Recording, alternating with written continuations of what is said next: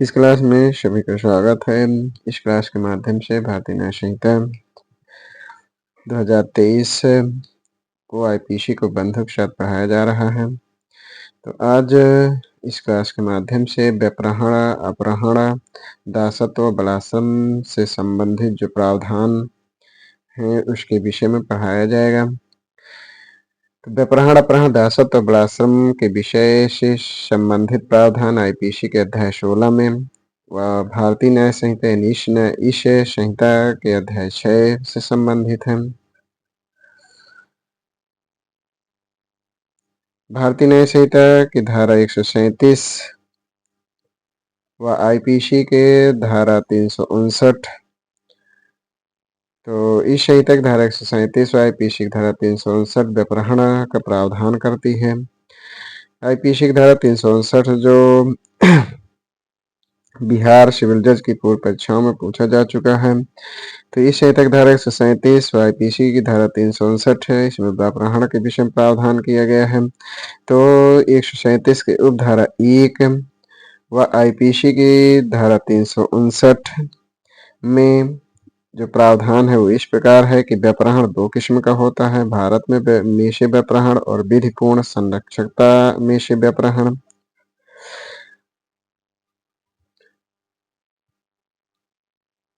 इस संहिता की धारा 137 की उपधारा 1 का व आईपीसी की धारा 360।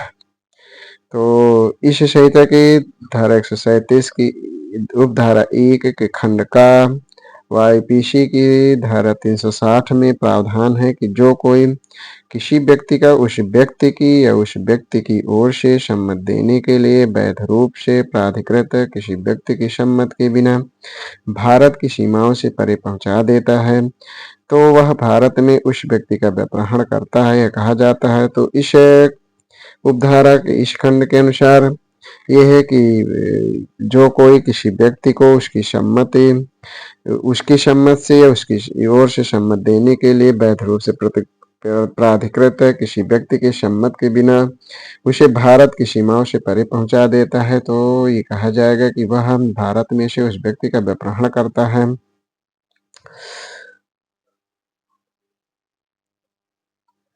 तो जो आईपीसी की धारा 360 है वो भारत में से व्यापहरण के विषय में प्रावधान करता है। आईपीसी की धारा 361 व इस संहिता की धारा 137 की उपधारा 1 के खंड खा।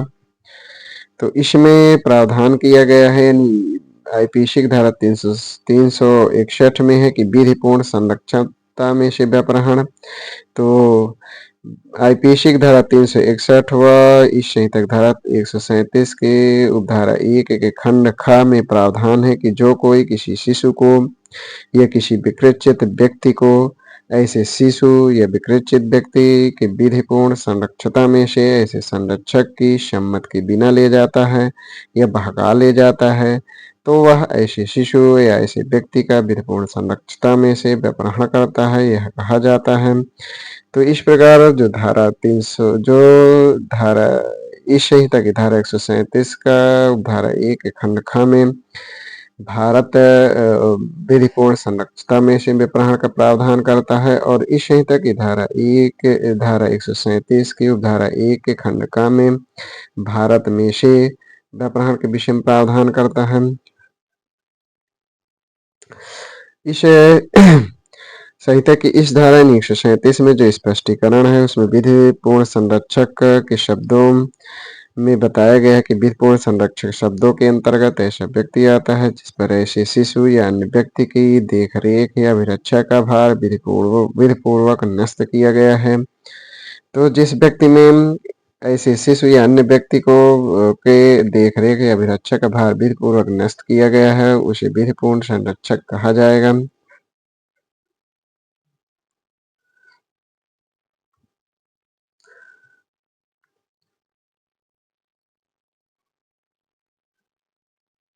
इस संहिता की यानी इस संहिता की धारा 137 की उपधारा 2 व आईपीसी की धारा 363 है जिसमें व्यापहरण के लिए दंड का प्रावधान करता है। तो इसमें बताया गया है कि जो कोई भारत में से विपुल संरक्षता में से किसी व्यक्ति का अपहरण करता है तो उसके लिए जो दंड का प्रावधान है वो 7 वर्ष का कारावास किसी भांति और जुर्माने का, और इस धारा के अंतर्गत यानी इस धारा के अंतर्गत जो अपराध है वो संज्ञेय होगा, जमानती होगा, प्रथम वर्ग मजिस्ट्रेट द्वारा विचारणीय होगा।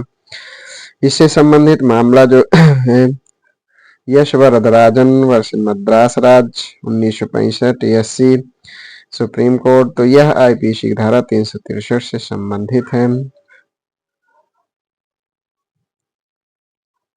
भारतीय न्याय संहिता धारा 138 व आईपीसी की धारा 362 यानी आईपीसी की धारा 362 जो एमपीएपीओ की पूर्व परीक्षा में पूछा जा चुका है। तो इस संहिता की धारा 138 व आईपीसी धारा 362 इसमें अपहरण के विषय में प्रावधान किया गया है। तो इस धारा के में दिए गए उपबंध के अनुसार है कि जो कोई किसी व्यक्ति को किसी स्थान से ले जाने के लिए बल द्वारा विवश करता है या किन्हीं छल युक्त उपायों द्वारा उत्प्रेरित करता है तो ये वह उस व्यक्ति का अपहरण करता है, यह कहा जाता है। तो इस धारा में दिए गए प्रावधान के अनुसार यह है कि जो कोई किसी व्यक्ति को किसी स्थान से ले जाने के लिए उसे बल द्वारा या छल युक्त उपायों द्वारा बल द्वारा विवश करता है, छल युक्त उपायों द्वारा उत्प्रेरित करता है तो ऐसे व्यक्ति का वह अपहरण करता है, यह कहा जाता है। जो अपहरण है यह किसी भी आयु के जिसका अपहरण नहीं किया जाएगा। जो अपहरण है ये अनवरत अपराध होता है। इस संहिता की धारा 139 व आईपीसी की धारा 363 का आईपीसी की धारा 363 का जो यूपीएपीओ की पूर्व परीक्षाओं में पूछा जा चुका है। तो भारतीय न्याय संहिता की धारा 139 व आईपीसी की धारा 363 का इसमें भीख मांगने के प्रयोजनों के लिए शिशु का अपहरण या विकलांगीकरण। तो इसमें प्रावधान किया गया कि भीख मांगने के प्रयोजनों के लिए शिशु का अपहरण या विकलांगीकरण। तो इसमें प्रावधान किया गया कि जो कोई किसी शिशु का इसलिए अपहरण करता है या शिशु का विधिपूर्ण संरक्षक स्वयं न होते हुए वह शिशु की अभिरक्षा इसलिए अभिप्राप्त करता है कि ऐसा शिशु भीख मांगने के प्रयोजनों के लिए नियोजित या प्रयुक्त किया जाए तो उसके लिए जो दंड का प्रावधान है वो 10 वर्ष कठिन कारावास से कम नहीं जो आजीवन कारावास तक हो सकेगा और जुर्माने से भी दंडनीय होगा। और इस धारा के अंतर्गत यानी इस धारा के उपधारा 1 के अंतर्गत जो अपराध होगा संज्ञेय होगा, जमानती होगा, प्रथम वर्ग मजिस्ट्रेट द्वारा विचारणीय होगा।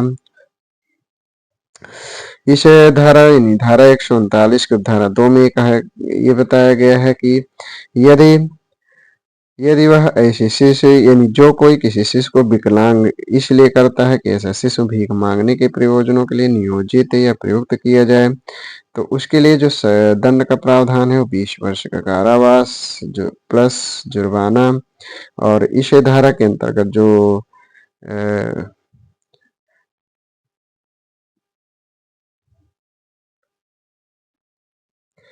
इस धारा के अंतर्गत जो अपराध यानी इसमें जो प्रावधान है वो 20 वर्ष का यानी विकलांग यदि करने के उद्देश्य विकलांग इसलिए करता है कि ऐसे भीख मांगने के प्रयोजनों को नियोजित प्रयुक्त किया जाए तो इसमें जो कारावास है 20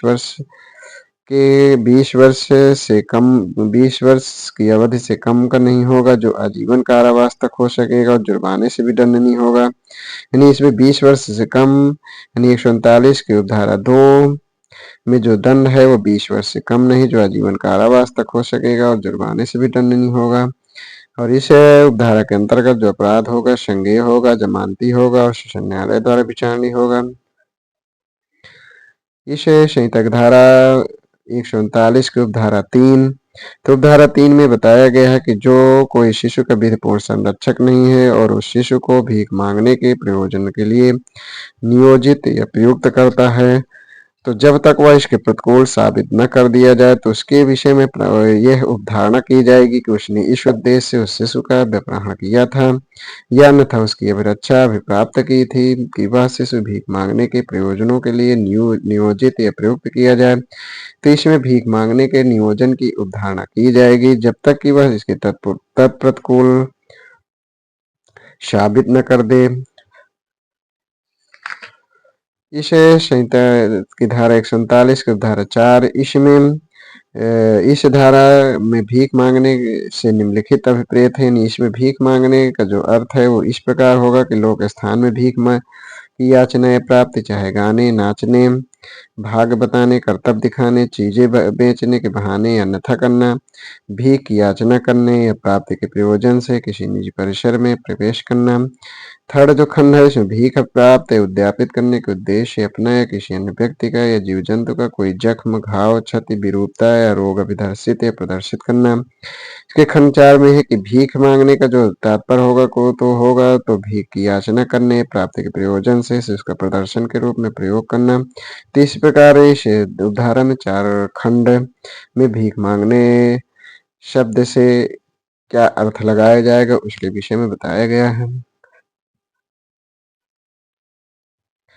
इस संहिता की यानी भारतीय न्याय संहिता की धारा 140 व आईपीसी की धारा 364 व 364 का आईपीसी की धारा 364 जो उत्तराखंड सिविल जज की पूर्व परीक्षा में पूछा जा चुका है।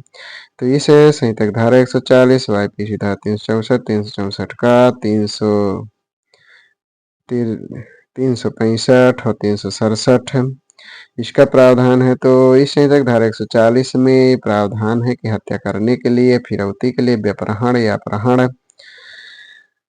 तो इस धारा 140 की उपधारा 1 यानी आईपीसी की धारा 364 व 140 से इस संहिता की धारा 140 की उपधारा 1 इसमें प्रावधान किया गया है कि जो कोई इसलिए किसी व्यक्ति का व्यपहरण अपहरण करता है कि ऐसे व्यक्ति की हत्या की जाए या उसकी ऐसे बेनित की जाए कि वह अपनी हत्या होने के खतरे में पड़ जाए, तो इस प्रकार उसके लिए जो दंड है वो आजीवन कारावास या 10 वर्ष कठिन कारावास प्लस जुर्माना। और जो इस उपधारा के अंतर्गत जो अपराध है वो संज्ञेय, अजमानती और सेशन न्यायालय द्वारा विचारणीय होगा। यानी आईपीसी की धारा 364 हत्या करने के लिए व्यपहरण अपहरण जो इस संहिता की धारा 140 की धारा 1 में प्रावधानित है। इसमें जो दृष्टांत है कि कई शास्त्र से या संभव जानते हुए कि किसी देव मूर्ति पर या की बलि चढ़ाई जाए, भारत में से अगर अपहरण करता है तो का इस धारा में परिभाषित अपराध किया है या कहा जाएगा।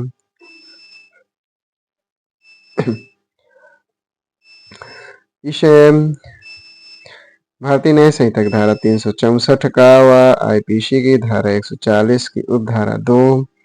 तो इस भारतीय दंड संहिता यानी आईपीसी की धारा 364 का जो एमपीएपीओ की परीक्षा में पूछा जा चुका है, तो आईपीसी की धारा 364 का व इस संहिता की धारा 140 की धारा 2 इसमें है कि फिरौती आदि के लिए व्यपहरण।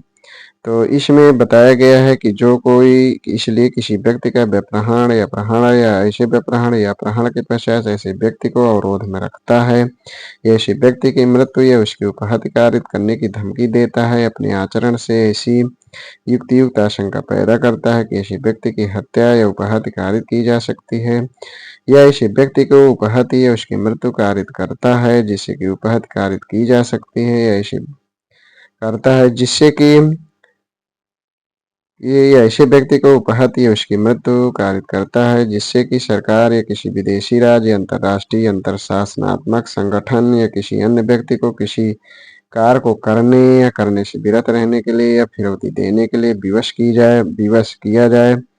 तो इसके लिए जो दंड का प्रावधान है वो मृत्यु या जीवन कारावास, जुर्माना प्लस जुर्माना, यानी मृत्यु से या जीवन कारावास प्लस जुर्माने से दंडनीय होगा। और इस धारा के अंतर्गत जो अपराध होगा संज्ञेय होगा, जमानती होगा, सेशन न्यायालय द्वारा विचारणीय होगा।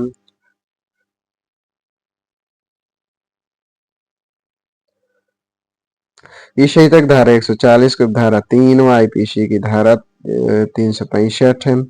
इसमें प्रावधान है कि किसी व्यक्ति का गुप्त रीति से और सदोष पर विरोध करने के आशय से व्यपहरण या अपहरण, तो यदि ऐसा कोई कृत्य करता है तो उसके लिए जो दंड का प्रावधान है वह 7 वर्ष कारावास किसी भांति का या जुर्माने से दंडनीय होगा।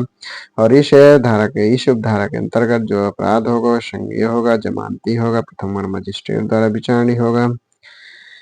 भारतीय न्याय संहिता की धारा 367 व भारतीय न्याय संहिता की धारा 140 की उपधारा 4, इसमें व्यक्ति को घोर उपहत्या, दासत्व आदि का विषय बनाने के उद्देश्य से व्यपहरण या अपहरण इस विषय पर प्रावधान करता है कि जो कोई किसी व्यक्ति का व्यपहरण या अपहरण इसलिए करता है किसी घोर उपहत्या या दासत्व का या किसी व्यक्ति की प्रकृति विरुद्ध काम वासना का विषय बनाए जाने के खतरे में पढ़ सकता है या वैसे उसे बेनीत किया जाए संभाव जानते हुए करता है, तो ऐसे व्यक्ति को उपयुक्त बातों का विषय बनाया जाए, उपयुक्त रूप से बेनीत किया जाएगा, तो वह जो ऐसा अपराध करता है तो उसके लिए जो दंड का प्रावधान है वो 10 वर्ष का कारावास किसी भांति का और जुर्माने से दंडनीय होगा।